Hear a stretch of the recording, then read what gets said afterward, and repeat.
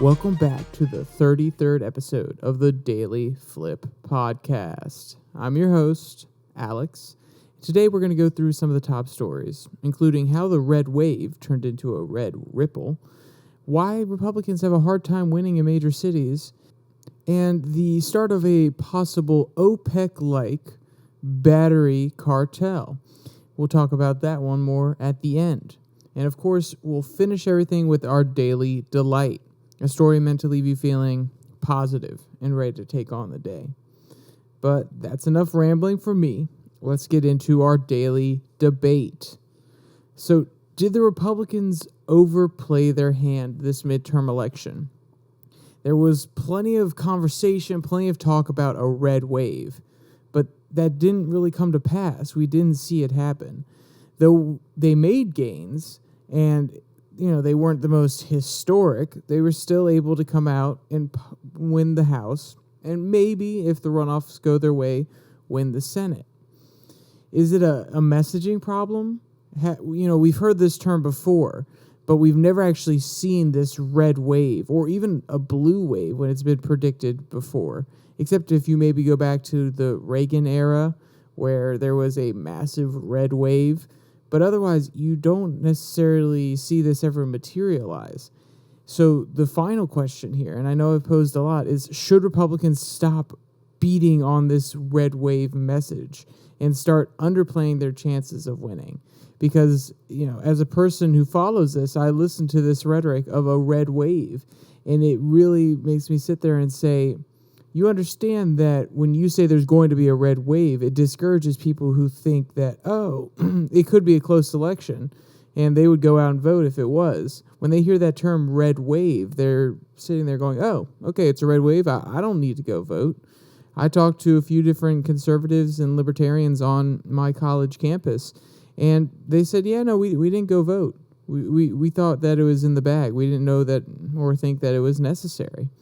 So this messaging can be negative at some points. Now, do you want to underplay it so much that people believe they don't have a chance of winning at all? No, but maybe they should stop using this term red wave in the future. All right, well, speaking of the red wave, let's get to our first article from the New Republic. The red wave died down to a red trickle. So, though this election has been, flip-flop and speculation on top of speculation, does anyone remember in August when there was a small chance that Democrats were going to buck the historical trends and make gains in the House and Senate? Quote, a string of legislative victories and a little dumb luck gave rise to the hope that Democrats might hold or even increase their majorities. But this moment proved to be all too fleeting. And in the fortnight leading up to the election, the narrative shifted hard in the direction of a certain Armageddon and a red wave that was going to be more powerful or powerful enough to knock Democrats out of believed to be safe seats, end quote. And, I already discussed that this didn't happen. But the fact that in August alone, there was this feeling, this sentiment that the Democrats could buck these historic trends, that whenever the president, whoever the president is, whether he's Republican or Democrat, whatever party he is, normally loses some ground in the House and the Senate. It's kind of a referendum on the president. So the fact that these Democrats in August were saying, we can really bounce back from some of these legislative victories, we can carry this momentum, especially with the Dobbs case in their back pocket. They saw an opportunity. And then to have it flipped on its head and the Republicans start coming back in the polls, that should speak to the fact that the Republicans really had something going on here, or at least when it comes to their messaging about inflation, they were on to something. Does that mean that was the totality of what they should have been talking about? No. But obviously, when the polls shifted back and forth as greatly as they did, honestly, I would say the polls were more volatile than the market this year, which is amazing. I mean, the market's been very volatile this year, and the polls going back and forth have been as well. But when you see this drastic shift to the left, and then as we get closer to the election, another drastic shift to the right, you would have really expected this this red wave. And I think the Republicans didn't necessarily capitalize on this momentum.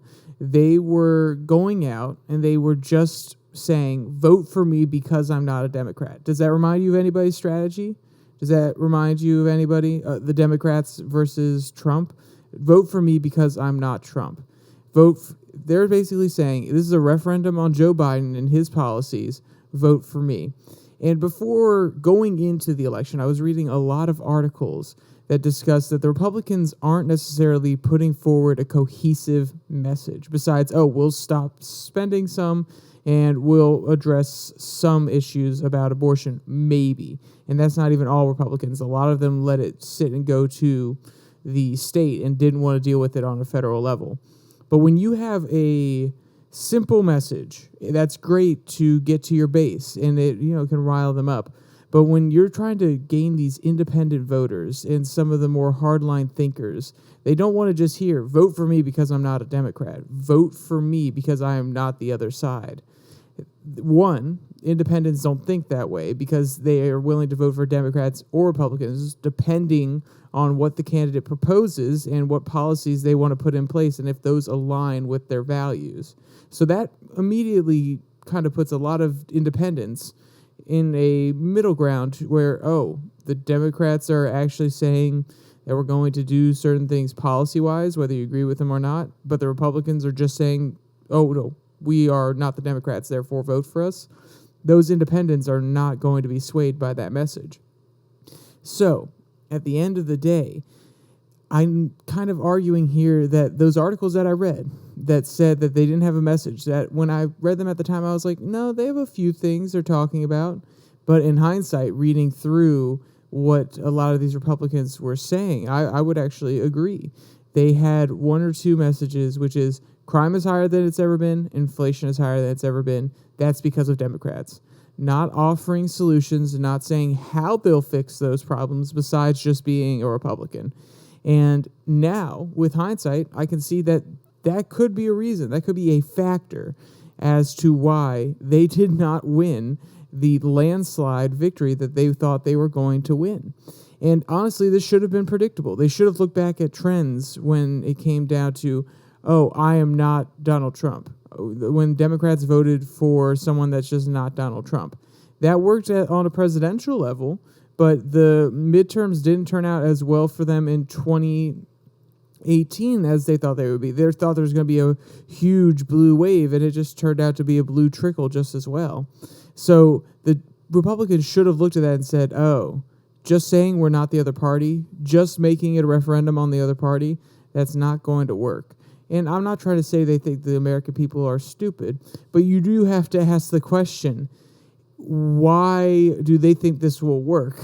At the end of the day, the American people care about issues, not just talking points. A lot of people can't see past it, but more people can see past the fact that, you're just saying these things to us. You're saying empty platitudes. You're just trying to reassure us, tell us that, we'll make it better, but not telling us how. And the American people have become a lot more politically savvy over the last few years with the increase of social media usage and how politics has spread into the culture more. A lot of people are more politically savvy, and they're starting to pay attention and truly understand what politicians are like. There is not a moment that politicians are not filmed nowadays. When they're out at events, they're filmed and it's broadcast to the nation, not just the local news channel. So people on a national scale really have a good idea of what these politicians do. So they can't get away anymore with just trying to please the voter, saying, I'm here for you. I'm going to make sure that we get this done, and then going to a completely different town and saying something not similar, but just a little bit different with different talking points. Now they have to have a cohesive message, and with the amount of data that's out there, they have to have a cohesive message as a party too, not just on an individual level, because at the end of the day, if one candidate, one senator in Arizona and one senator in Florida are saying completely different things, then at the end of the day, they're actually going to be at odds when they get into the Senate for the most part, even if they're from the same party, meaning voters don't have faith that even though that senator may want to help them and actually put in policies that will help them, that senator could face conflict within their own party. So that's why there also has to be a cohesive national message, as well as just a cohesive plan from each individual candidate. And I think that really speaks to the issue that's going on in the right here. And to be honest, this article goes in a totally different direction. I kind of just went on a long rant here, but I think, honestly, it's a little bit more important to talk about what the Republicans did wrong and how they can address it, rather than go through an article that just criticizes them for not doing things right, not advertising right, and talking about DeSantis towards the end of it. So we'll move on from this article to one from the Dispatch. Why don't Republicans win in big cities? So of the top 20 largest cities in the United States, only 2 of them are governed by Republicans. One is Fort Worth, and the other one is Jacksonville. So with that understanding, you really have to ask yourself, are cities just more liberal? I mean, yes, they are, but that's not the entire factor. Quote, looking at the relationship between urbanization and political leaning, the historical trend is not without exceptions, but it is clear urban states are Democratic states. Of the 15 most heavily urban states in the country, Trump won 2, Florida and Texas. Outside of presidential elections, those urban states are mostly very tough ground for Republicans. New York, New Jersey, California, Massachusetts, Illinois, Connecticut, etc. Young, educated urbanites in Texas are a lot like their counterparts anywhere else across the country. Imagine yourself as a high-achieving young Texan who wants to attend an elite university, graduate, move to Austin, and work at Apple. What does the Republican Party stand for that makes you feel you belong there? End quote. So what the author is highlighting there is the old adage that people want to be where their jobs are, especially young people who are coming out of college with degrees that are applicable in high-growth industries or industries that pay really well. And a lot of those companies that pay really well centralize themselves in cities. And that's because in a city, it's more densely populated, meaning that they can do less work to find more people that can work in their company. Imagine you go out into the middle of the farmland. If you send out people to put up flyers, and this is just let's say you're a small business, you send out people to put up flyers in a 1-mile radius in a small town, that is going to be seen by less people than if you did the exact same thing in a major city.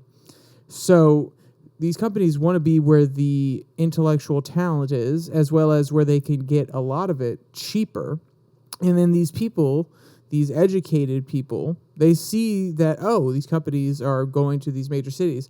Well, I guess I have to go there to get a good job. So it's kind of a self-perpetuating loop. And then it really speaks to beyond that. So we have to now look, okay, so we know why the young people are going to this city, but why are young people voting Democrat? Why do you have to vote Democrat if you're young? And they're not saying that you have to vote Democrat if you're young. But if you look at statistics, Gen Z and the millennial generation, are very Democratic. The young contingent actually won, or at least made sure that the red wave was not as impactful as it was with a lot of Gen Z and millennials going out there and voting. And this comes with a certain cultural shift. A lot of younger people want to be able to live their lives, have a little bit more freedom, and not necessarily be constrained by normal social mores or institutional mores.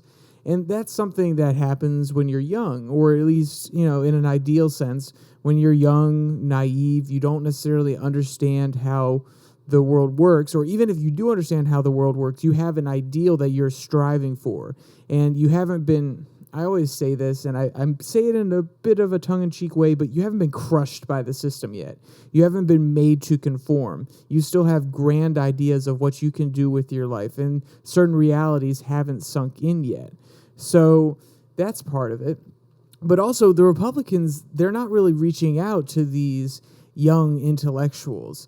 A lot of Republicans nowadays, they've kind of tried to shift their ideas, their values, and present them towards blue-collar workers in the middle of the country, or in areas that are a little bit less financially let's just say, invigorated. So at the end of the day, these Republicans are looking at these college students saying, "Oh, they're just woke kids coming out of college. They'll turn around when they see the realities of the world," which is not true. At the end of the day, these kids coming out of college are shaping the next generation. They are shaping what the world will look like. Of course, there are going to be hard realities that they'll have to face. But at the end of the day, these are the people that are going into HR, that are going into different programs that will change how companies operate in the future. So the Republicans haven't made inroads because they see it as a fatal battle. Oh, these college kids are just coming out, they're woke. We need to focus on the non-college contingent. And in doing so, they're actually relegating themselves to the fate of exactly what they're saying the problem is. They're saying that these kids are coming out too woke, and at the end of the day, it will self-correct, that they'll realize that life isn't as simple as, oh, mommy and daddy are paying for your college tuition, so you can just skate it along. And then when you get in the real world, things will be hard. That's not the case. And they're kind of, by saying that and leaving that contingent, that young demographic to just fester, they're actually guaranteeing that they won't win that population. So they're only going to perpetuate that lie to themselves that, oh, the kids are just getting more woke. But also, then they're not going to make serious inroads that in 20 years, even if they do become more conservative, they're still more liberal, they're still more left than the current conservative. And that's going to slowly shift the Overton window. And to speak about my point about, oh, mommy and daddy paying for college, a lot of the college kids I know, they're Democrats, they're liberals, and they are paying for their own college. They're working hard. They're not sitting there with mommy and daddy's money. So this perception that the older generation, the older Republican Party has about the current generation, it's a little bit warped. They don't actually come to these campuses and sit down and talk with young people, like young liberals, young conservatives. So then they don't know how to help them and actually address issues that are important to them. And to be honest, they probably don't want to, because a lot of young kids, at least whether they're liberal or they're conservative, the ones that I've talked to are very populist. They're very distrusting of the government and distrusting of power. And you can look back to, and I'm talking Gen Z here, not so much millennials, and you can understand why. We grew up in the middle of the 2008 recession, where the government just stepped in and bailed out huge banks. We grew up in a time when we were in a pointless war in Iraq. We grew up in a time where these massive institutions, these online companies that were being founded, have constantly been relegating certain people to dark corners where they can't spread their opinion. And we've also lived under a time when Edward Snowden leaked how the government has been listening, cataloging its own citizens' information. And so you can kind of see why we have a deep distrust. We kind of grew up in this time where a lot of government ills were coming to light. So this generation is very populist, whether they're liberal or conservative, they're very populist, they're very anti-government. I bet if I was to talk to 100 people on campus, like 70% of them would be okay with putting in term limits for congressmen and senators. And I am pretty certain that a lot of congressmen and senators don't want to hear that message, and they don't want to come to these college campuses because a lot of these anti-power movements, a lot of these ideas about limiting the power of government, those are not popular with politicians, even the Republican ones, because at the end of the day, their job depends on the power of the government. And the people that work for them, the bureaucrats, also only have a job because government just keeps getting bigger. There are more agencies, more regulations, so on and so forth. So at the end of the day, they don't want to talk to a young populist generation that is sitting down and saying, no, we don't want to have the political game. We don't want to play your political game. We want you to listen to us and affect change. So, there's also this, I talked a lot about Gen Z there, but they're also having a hard time getting to millennial women. Quote, Republicans have an increasingly hard time reaching a millennial woman with an elite university education, a graduate degree, and an address in a major city that will soon be the nation's third largest metropolitan area, end quote. And they're talking about Fort Worth here, I believe. So the author makes it sound so simple that they can't reach this demographic. But once again, they're not really trying. They're not putting in the time, putting in the effort to go down and listen to these people and listen to the issues that they find important.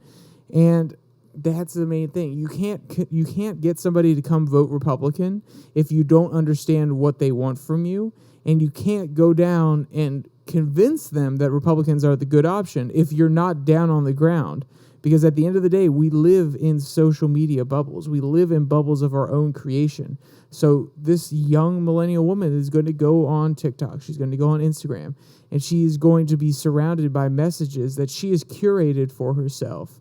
So unless you go down there in person and you try to break the bubble and show that you care, you are not going to make any ground.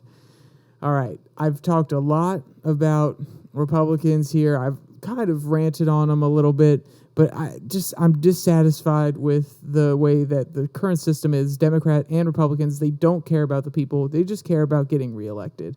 And that is unacceptable. And I'm sorry if I sound like a naive, idealistic young person, but that's just how I see it. All right, moving on from American politics, we have an article here from Quartz. Mineral-rich countries want to form an OPEC for battery minerals. So as we saw within the last month, OPEC can have an outsized impact on how we live our lives here in America. Now, imagine that in the future, there's a OPEC-like group that controls the raw materials for the single most important resource in the 21st century, batteries. Now, imagine that. Take a step back. Everything, I repeat, everything that we hold dear, that we use in this world has batteries. I'm currently recording on a computer, has a battery. I have a tablet in front of me with notes, computer. The mic stereo has a battery in it to make sure that there's a pass-through for the mic I have, the headphones I'm listening with, recording this podcast. The headphones themselves have a battery. The hard drive has a small battery to facilitate the movement of power. Speakers, TVs, cars, all of these things, especially electronic vehicles, all of these things have batteries. They have become so ingrained in our life that you honestly don't even think about them anymore. Besides the fact, I got to charge my battery. That is part of your normal routine. You don't think about how beautiful this technology is and how it facilitates a lot of the work that we do on a day-to-day basis. Now imagine a cartel of countries that has the ability to restrict the amount of resources that leave their country, to say, no, we're not working with this industry until you pay us this amount, to cap the amount of production, not just the export, but actually how much is being produced in order to fix prices like OPEC did recently. That is a staggering amount of control for a technology that's only going to become more important throughout the 21st century. Quote, global lithium demand is surging. Lithium prices are soaring for countries with an abundance of the mineral and other battery metals like nickel and cobalt. The possibility of increasing their influence on the global supply of these sought-after commodities is a lucrative prospect. Electronic vehicles and energy storage systems will drive a bulk of lithium demand in coming decades. And as the EV revolution takes off, lithium demand is forecast to outstrip supply. Quote, the battery will be the defining technology and supply chain battleground for the industry in the next decade, and access to their constitute raw materials will be crucial, end quote. And that comes from the S&P Global. So, like I said, this article is just, it's not saying that's a done deal. They're trying to highlight the impact that this can have on us as consumers. So, these organizations, in theory, like I said earlier, they could set production amounts at a fixed number, saying, no, we're not going to mine or process any more lithium this year. We're going to set it at this amount. Or this month, we're only going to produce half as much as we did last time in order to raise the price, but also they could use it as political leverage to some degree. We don't agree with your policies, or your tariffs are a little too high. The U.S., you're putting tariffs on our country. Well, we're going to talk to our friends in this let's call it CPEC. We're going to say, hey, CPEC, we should fix the prices a little bit more. It'll help us in the long run. We can get a little bit more money out of it. And, hey, we can show the U.S. who's boss for putting tariffs on our lithium. So, this is a interesting prospect that will have far-reaching applications. The cost of batteries may go up with this kind of thing, meaning either companies are going to have to innovate and find a better way to use a smaller amount of lithium and nickel and cobalt, or find a new metal so that these companies are not as reliant on these exporters, or the prices for consumers are going to have to go up. There are a few other options, but those are the two main ones that I see coming if this cartel comes into existence. And, this idea has been popular in the Southeast Asian countries like Indonesia, also in the lithium triangle in South America that consists of Argentina, Chile, and Bolivia.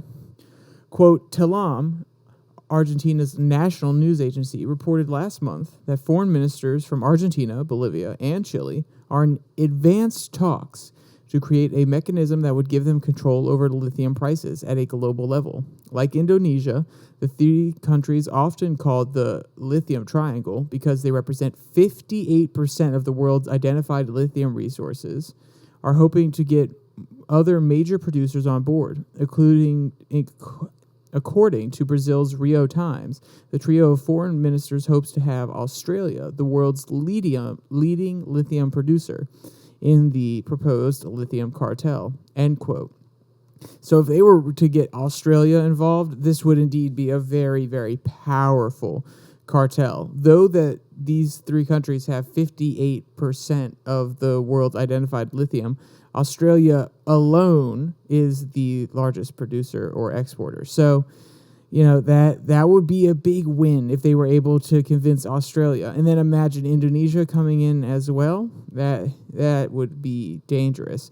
But they do have to remember that they can't push too hard here because, as this quote points out, has 58% of the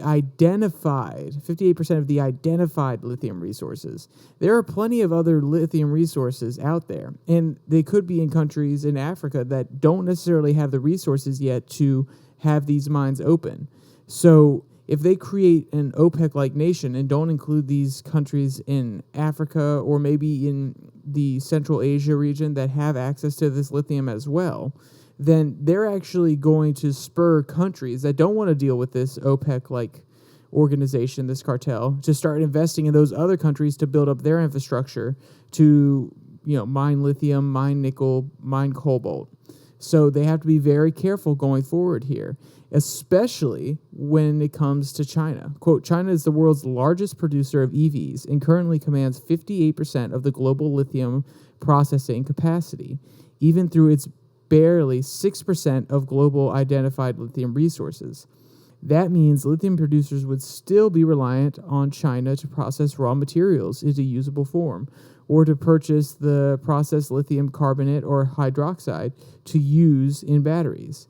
In the medium term, any cartel would still be pretty dependent on China being time main consumer, and thus China would still hold some power in this agreement, said Jennings Gray.